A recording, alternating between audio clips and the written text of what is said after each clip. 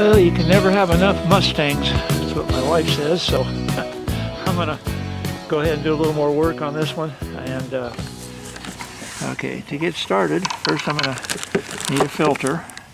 I've got a torque wrench set at 10 to 12 foot-pounds. I set mine at 11.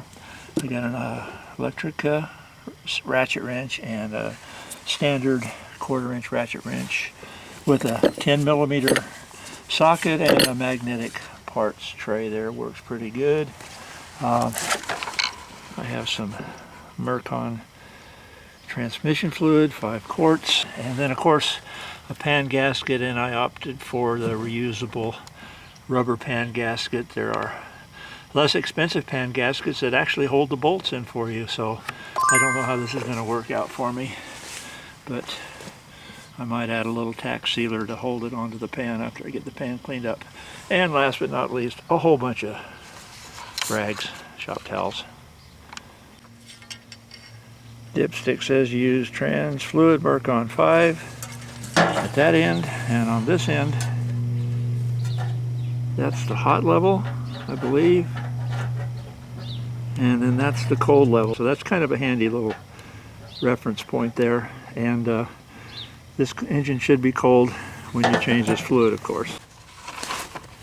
Okay, as you can see, I cleaned this up a little bit. I'll clean it more when I get it out. I don't know if you can read that, but it says, it's upside down to you, but pan is equipped with a reusable gasket. And I'm going to take these bolts right here loose all the way around a little bit. They're 10 millimeter. And here at the back, I'm going to start taking these loose around here a little bit more than the rest of them, and around over there on this side over here. I'm going to take these loose. I'm having trouble reaching under here. I don't have it up high enough. Anyway, it should be sufficient. As I get this pan loose, what I want it to do is tip towards the back so I can get my drain pan back here underneath and let the fluid drain down into the pan from the back. As I loosen the bolts, the pan will tip even more. It's an operation you'll get used to after you do it one time, and then it'll be easier to get the pan off because it'll be lighter. And I saved the oil that way, and if I wanted to, I could pour it into quarts, empty quart jugs, and get the exact same amount in that I took out. So like I said, I'm going to go around, I'm going to loosen all these pan bolts up a few turns, and like I said, they're not on very tight. So I'll get these things loose and we'll see what happens. As you can see, this can get to be quite a messy job.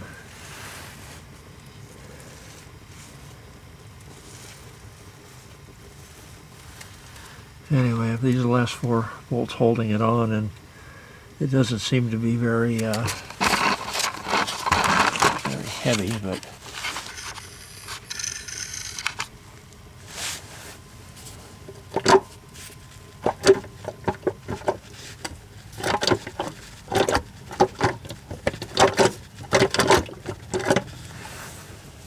it's good to have a big pan. I put all my bolts, just drop them in the pan. I'm going to go ahead and loosen the last 4 bolts up here, and just go ahead and drop the pan on down. And it looks like the filter came down with the pan, and I don't see a sealing washer up in there, so it's probably still on the filter. I can't see it right now. Yeah, maybe it is right there. Now, what I need to do, get myself a bunch of rags and clean up around this gasket area.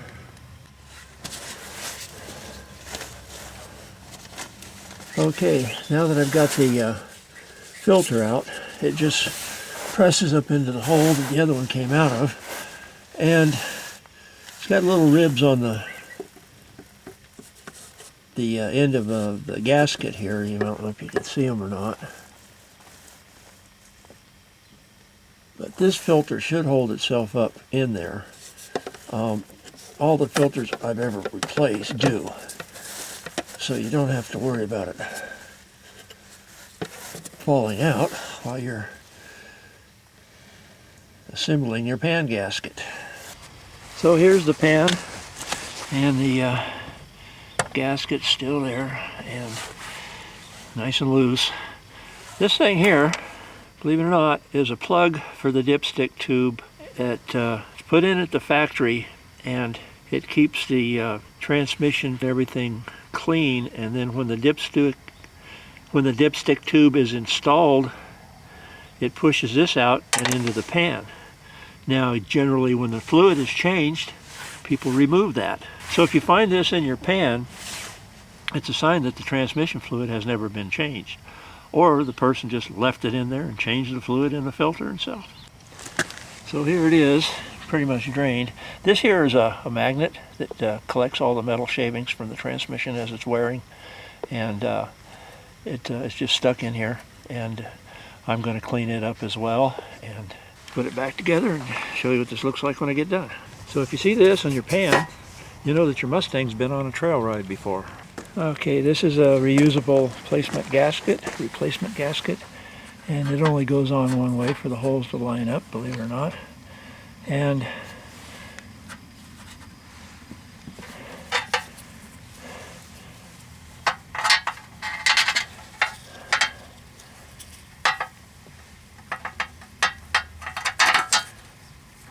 it will not hold the bolts. This may not be necessary if you got a helper, but since I can't hold the bolts and the gasket at the same time, I'm going to put a little bit of this on it just to hold the gasket in place while I push the pan up and get maybe a bolt started in that corner, maybe one in this corner, corner. I don't know. Whatever I can get to first. But if the gasket will stay there, it'll be fine. Okay, I've got my cleaned up pan, my cleaned up bolts all in.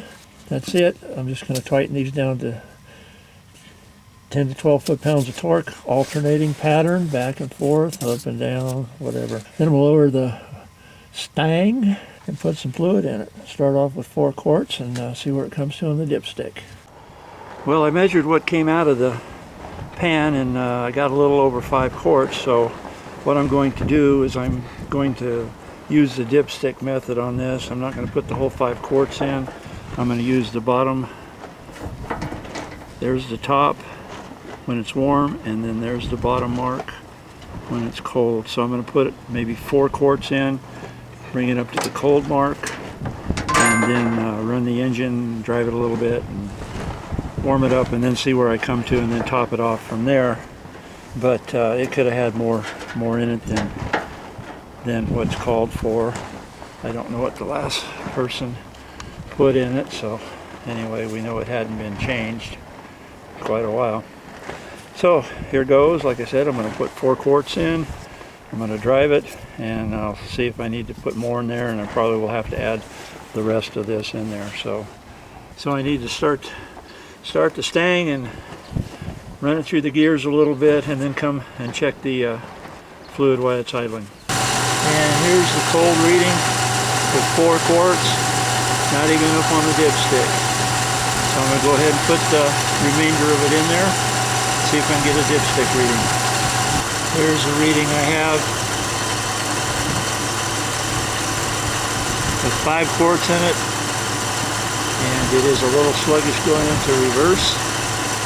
So I can tell you I probably need to add a little bit more, maybe half a quart, bring it up into the cold mark.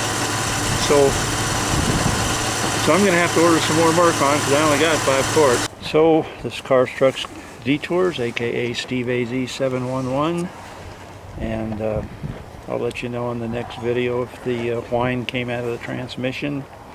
I doubt that it will, but still it needed to be changed, this transmission fluid. And hope all your repairs go well. Hope you don't have too much trouble with the oil pans if you decide to try it, change the filters in them. And anyway, we got to hit the road, and bye for now.